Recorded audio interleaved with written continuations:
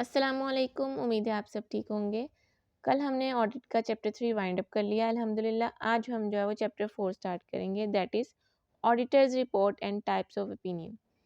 ठीक है, ये चैप्टर थोड़ा सा क्रिटिकल है, इंपॉर्टेंट है, लेंथी है, तो इसमें थोड़ा सा दिन लग जाएंगे, लेकिन इंशाल्लाह इसको भी हम जल्दी वाइंड अप कर लेंगे। तो चलिए चलते हैं सबसे पहले टॉपिक पे, एलिमेंट्स ऑफ ऑडिटर्स रिपोर्ट। जी, तो एलिमेंट्स ऑफ ऑडिटर्स रिपोर्ट में सबसे पहले हमारे पास है टाइटल। टाइटल मतलब ये कि ये रिपोर्ट है किस बारे में, ठीक है, ये है क्या। किसी भी रीडर को पता कैसे चलेगा कि ये है क्या, उसके टाइटल के थ्रू। टाइटल क्या होगा कि independent auditor report. Auditor report नहीं, just it is independent auditor report, मतलब ये कि एथिक्स को भी फॉलो किया गया है। इंडिपेंडेंसी इसमें मेन पर्पज़ है, ठीक है, मेन एम है इंडिपेंडेंट होना ऑडिटर का। नेक्स्ट हमारे पास है एड्रेसी। एड्रेसी क्या होता है, एज अप्रोप्रिएट। फॉर एग्जांपल अगर तो स्टैट्यूटरी ऑडिट है तो एड्रेसी जो वो शेयर होल्डर्स होंगे, ठीक है, जो पाकिस्तान में जिनको मेनली मेंबर्स कहा जाता है। और अगर नॉन स्टैट्यूटरी ऑडिट है, खुद अपने किसी पर्पज़ के लिए करवाया गया है, तो एड्रेसी जो होगा वो डायरेक्टर्स होंगे, ठीक है। नेक्स्ट हमारे पास है ओपिनियन। नेक्स्ट जो हमारे पास एलिमेंट है वो है ओपिनियन। ओपिनियन जो है वो ऑडिटेड होता है, किस किस पे देते हैं, फाइनेंशियल स्टेटमेंट पे। फाइनेंशियल स्टेटमेंट किसकी होती है, किसी भी कंपनी की, एंटिटी की होती है, और ईयर एंड पे दिया जाता है ओपिनियन, ठीक है। ये सब कुछ जो है ये मेंशन करना ज़रूरी होता है ताकि पता चल सके कि किस कंपनी के किस ईयर में किस फाइनेंशियल स्टेटमेंट्स पे जो ऑडिट किया गया है, और ऑडिटेड फाइनेंशियल स्टेटमेंट पे ओपिनियन दिया गया है, ठीक है। अब ओपिनियन का दूसरा है कि अनमोडिफाइड है या मॉडिफाइड है, ठीक है। पहले तो हमने इन्फॉर्मेशन दे दी कि ओपिनियन है किस बारे में, कौन सी फाइनेंशियल स्टेटमेंट, किस ईयर, टाइम, ड्यूरेशन वगैरह सब कुछ हमने बता दिया। दूसरा ये कि ओपिनियन जो अनमोडिफाइड है या मॉडिफाइड। अगर तो मॉडिफाइड है तो वो किस वजह से मॉडिफाइड है, मिसस्टेटमेंट की वजह से, और दूसरा इस वजह से कि एविडेंस नहीं प्रोवाइड किया गया, evidence not obtained. Evidence not obtained वो उस वाले पोर्शन में से नहीं है जहाँ से हमें इनहेरिट लिमिटेशन की वजह से जो है वो हम जिसमें से एश्योरेंस प्रोवाइड नहीं कर सके। ये वो वाला एविडेंस है जो कि हमें मैनेजमेंट ने प्रोवाइड नहीं किया ऑडिटर को, वो वाला नॉट ऑब्टेन वाला एविडेंस है। इसको जो है वो स्कोप लिमिटेशन भी कहा जाता है। आपने यहाँ पे अगर इसको मेंशन करना है, not equals to inherit limitation. Scope limitation जो है वो इनहेरिट लिमिटेशन के इक्वल नहीं होता है। स्कोप लिमिटेशन कुछ और है, इनहेरिट लिमिटेशन कुछ और है। इनहेरिट लिमिटेशन हमने चैप्टर 1 में पढ़ा था, जिसमें हम ये बता रहे थे कि हम क्यों 100% एश्योरेंस प्रोवाइड नहीं कर सकते हैं। और स्कोप लिमिटेशन ये होता है कि मॉडिफाइड ओपिनियन क्यों दिया जा रहा है, ठीक है। ये डिफरेंस है दोनों में। अच्छा, अब हमारे पास नेक्स्ट है बेसिस ऑफ ओपिनियन। जो ये हमने ओपिनियन दिया है ये किस बेस पे हमने दिया है, ठीक है। ये वाला, ये दोनों जो एलिमेंट्स है ये मोस्ट इंपॉर्टेंट है कि आपने ओपिनियन क्या दिया, दूसरा किस बेस पे ओपिनियन दिया है, ठीक है। ओपिनियन की बेसिस क्या, आईएसएस को फॉलो किया गया है, कोड ऑफ एथिक्स को फॉलो किया गया है, और जो भी हमने ओपिनियन दिया है उसके बारे में एविडेंस हमारे पास मौजूद है। इसी तरह दूसरा हमारे पास है कि नेचर ऑफ मिस स्टेटमेंट क्या थी और स्कोप लिमिटेशन क्या है। नेचर ऑफ मिस स्टेटमेंट पे और स्कोप लिमिटेशन पे दिया गया है अगर तो ओपिनियन मॉडिफाइड होगा। अगर ओपिनियन मॉडिफाइड है तो वो नेचर ऑफ मिस स्टेटमेंट भी बताई जाएगी और स्कोप लिमिटेशन भी मेंशन किया जाएगा उसमें, ठीक है। नेक्स्ट हमारे पास material uncertainty relating to going concern if applicable, for example losses, adverse key ratios, emphasis of matter if applicable. ये दो पॉइंट्स जो है वो हम जब मॉडिफाइड रिपोर्ट डिस्कस कर रहे होंगे तो उनमें जो है हम डिस्कस करेंगे। अभी जो है हम अनमॉडिफाइड रिपोर्ट के लिहाज से जब हम एलिमेंट्स डिस्कस कर रहे हैं तो इनको हम बाद में डिस्कस करेंगे, डिस्कस ज़रूर करेंगे लेकिन बाद में इंशाल्लाह। नेक्स्ट हमारे पास है की ऑडिट मैटर।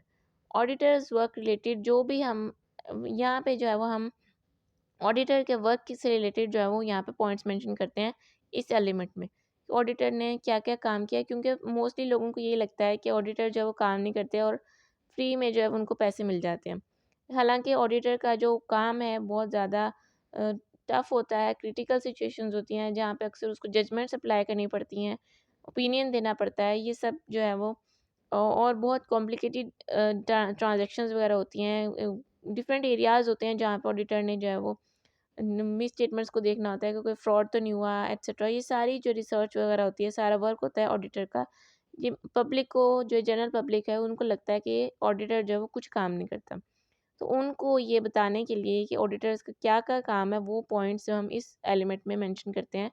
ऑडिटर ने जो जो काम परफॉर्म किया है वो इस एलिमेंट में हम डिस्कस करते हैं। नेक्स्ट हमारे पास है अदर इन्फॉर्मेशन। अदर इन्फॉर्मेशन में यहाँ पे फॉर एग्जांपल हमने ये पढ़ा था कि ऑडिटर की प्राइमरी रिस्पॉन्सिबिलिटी नहीं होती है कि वो फाइनेंशियल स्टेटमेंट्स के अलावा किसी भी रिपोर्ट को देखे या उसमें अगर कोई मिस स्टेटमेंट या फ्रॉड डिटेक्ट करे, ये उसकी रिस्पॉन्सिबिलिटी नहीं होती। लेकिन अगर उसके सामने आ जाए कोई मिस स्टेटमेंट या फ्रॉड, तो उसको मेंशन करना ज़रूरी होता है। वो सब जो अगर उसके सामने कोई भी चीज़ ऐसी आई है तो वो इस वाले एलिमेंट में मेंशन किया जाएगा उसको। Auditor report, chairman review report, directors report यहाँ पे आएगा। ऑडिटर रिपोर्ट तो ये है हमारे पास, यहाँ पे सॉरी डायरेक्टर्स रिपोर्ट आएगा, ठीक है। और डायरेक्टर्स रिपोर्ट फॉर एग्जांपल ये हमारे पास फाइनेंशियल स्टेटमेंट का पार्ट नहीं है, ऑडिटर की रिस्पॉन्सिबिलिटी नहीं है, लेकिन अगर वो डिटेक्ट करता है इसमें कुछ भी मिस स्टेटमेंट या फिर फ्रॉड वगैरह, तो वो इस सेक्शन में मेंशन किया जाएगा। इसी तरह चेयरमैन रिव्यू रिपोर्ट में अगर उसको कोई इस तरह की इन्फॉर्मेशन मिलती है तो वो भी इस वाले एलिमेंट में डिस्कस होगी। नेक्स्ट हमारे पास है रिस्पॉन्सिबिलिटीज़ ऑफ मैनेजमेंट। मैनेजमेंट की क्या क्या रिस्पॉन्सिबिलिटीज़ होती हैं? Financial statement, internal control, going concern, ये सारे जो है वो मैनेजमेंट की रिस्पॉन्सिबिलिटीज़ होती हैं, ठीक है। नेक्स्ट हमारे पास है रिस्पॉन्सिबिलिटीज़ ऑफ ऑडिटर। ऑडिटर की क्या क्या रिस्पॉन्सिबिलिटीज़ होती हैं? रीजनेबल एश्योरेंस प्रोवाइड करना, जो हम पहले डिस्कस कर चुके हैं। कम्युनिकेशन विद दोस्त चार्ज विद गवर्नेंस, ये भी उसकी रिस्पॉन्सिबिलिटीज़ में हम पढ़ चुके हैं। स्कोप ऑफ ऑडिट एक्सप्लेन, ये भी जो है ये इसका रिस्पॉन्सिबिलिटीज़ होती हैं। और लोकेशन कहाँ पे, अच्छा इसका मैं आपको बताती हूँ कि स्कोप ऑफ ऑडिट, ऑडिट में ऑडिटर की क्या क्या रिस्पॉन्सिबिलिटीज़ होती हैं। क्योंकि जो एक्सपेक्टेशन गैप होता है जनरल पब्लिक और ऑडिटर में, ऑडिटर की रिस्पॉन्सिबिलिटीज़ कुछ होती हैं और जनरल पब्लिक उसको ज़्यादा ही एक्सपेक्ट कर रही होती है कि ऑडिटर की ये रिस्पॉन्सिबिलिटीज़ भी हैं। तो उस एक्सपेक्टेशन गैप को रिड्यूस करने के लिए ऑडिटर की रिस्पॉन्सिबिलिटीज़, उसका स्कोप ऑफ ऑडिट जो है उसका अच्छे खासा पैराग्राफ होता है, 3-4 पैराग्राफ, उसमें जो है वो मेंशन किया जाता है रिस्पॉन्सिबिलिटीज़ ऑफ ऑडिटर में उसकी क्या क्या रिस्पॉन्सिबिलिटीज़ हैं, ये मेंशन किया जाता है।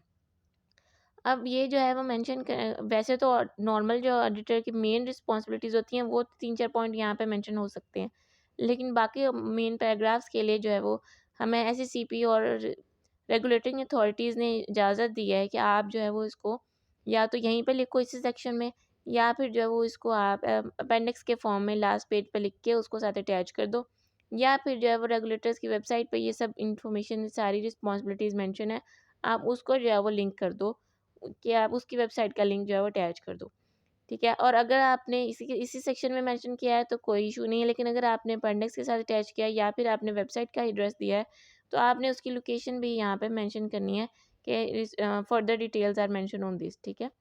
नेक्स्ट हमारे पास है other legal and regulator requirements. अब जो है वो एससीसीपी की भी कुछ रिक्वायरमेंट्स होती हैं, जैसे उन्होंने जो इन्फॉर्मेशन उस कंपनी से रिलेटेड जो भी है उन्होंने आप अपने रिकॉर्ड डाटा में रिकॉर्ड करना होता है। For example books of account सही से मेंटेन किए हैं कि नहीं, ज़कात जो है वो अगर डिडक्शन हुई है तो उसको सबमिट करवाया है कि नहीं, और फाइनेंशियल स्टेटमेंट जो है वो ड्रॉन अप किए हैं वो सही की नहीं है कि नहीं, जैसे बताया गया उसके अकॉर्डिंग किए हैं कि नहीं। और जो अगर कोई एक्सपेंसेस वगैरह हुए हैं तो वो बिज़नेस के पर्पज़ के लिए हुए हैं या डायरेक्टर्स ने अपने पर्सनल यूज़ के लिए तो नहीं किया एक्सपेंसेस। तो ये सब जो है वो रेगुलेटिंग अथॉरिटीज़ को इसकी इन्फॉर्मेशन चाहिए होती है, तो वो बजाय इसके कि खुद जाके इन्फॉर्मेशन लें, वो जो है ऑडिटर की ही रिस्पॉन्सिबिलिटी लगा देते हैं कि जब तुम ऑडिट कर ही रहे हो तो ये सब इन्फॉर्मेशन भी यहाँ पे ऑडिटर्स रिपोर्ट में मेंशन करनी है, ठीक है। तो ये सब रिस्पॉन्सिबिलिटीज़ भी ऑडिटर ही परफॉर्म कर रहा होता है और ये सब डाटा कलेक्ट करके वो यहाँ पे मेंशन करता है। नेक्स्ट हमारे पास अदर मैटर भी हम जो है बाद में मॉडिफाइड रिपोर्ट में साथ डिस्कस करेंगे। नेक्स्ट हमारे पास है सिग्नेचर। सिग्नेचर जो है वो ऑडिट फर्म के नेम पे भी हो सकते हैं, पर्सनल फर्म, और सिग्नेचर जो है फर्म के नेम पे होते हैं, अपना पर्सनल नेम मेंशन करना होता है लाजमी, और बोथ भी हो सकता है। लेकिन पाकिस्तान में ये है कि आपने अपना नेम मेंशन करना ही करना है, ठीक है, चाहे जितना भी रिस्क हो आपने अपना नेम मेंशन करना है। आगे है नेम ऑफ एंगेजमेंट पार्टनर, जो आपके साथ पार्टनर है उसका मेंशन करना है नेम आपने। अब डेट क्या मेंशन करनी है आपने, डेट आपने वो मेंशन करनी है जब आपके पास एविडेंस ऑब्टेन हो जाएगा। ईयर एंड पे जो है वो सारी जो फाइनेंशियल स्टेटमेंट प्रिपेयर हो जाती हैं, लेकिन उसको ऑडिट करते करते 3-4 महीने लग जाते हैं। तो जब आपके पास उस फाइनेंशियल स्टेटमेंट से रिलेटेड सारे एविडेंस कलेक्ट हो जाएं, उस डेट पे आपने जो ऑडिट रिपोर्ट प्रिपेयर करनी है और यही डेट आपने यहाँ पे मेंशन करनी है। सब्सिक्वेंट इवेंट कंसीडर्ड का यहाँ मतलब ये है कि ईयर एंड से लेकर जो एविडेंस ऑब्टेन तक की डेट का जो भी ड्यूरेशन है, अगर उसके दौरान भी अगर कोई और इवेंट हुआ है फाइनेंशियल स्टेटमेंट में कोई भी और एडिशन या डिलीशन या कोई भी इवेंट हुआ है, तो आपने उसको भी ऑडिट रिपोर्ट में मेंशन करना है। ठीक है। नेक्स्ट हमारे पास है एड्रेस ऑफ फर्म। एड्रेस जो है वो अपने फर्म का मेंशन करना है और सिटी भी मेंशन करना है। ठीक है जी, ये था आज का हमारा टॉपिक। उम्मीद है आपको समझ आई होगी। कोई भी कन्फ्यूजन हो तो आप कमेंट बॉक्स में पूछ सकते हैं। आज के लिए इतना ही। अपना ख्याल रखिएगा। अल्लाह हाफिज़।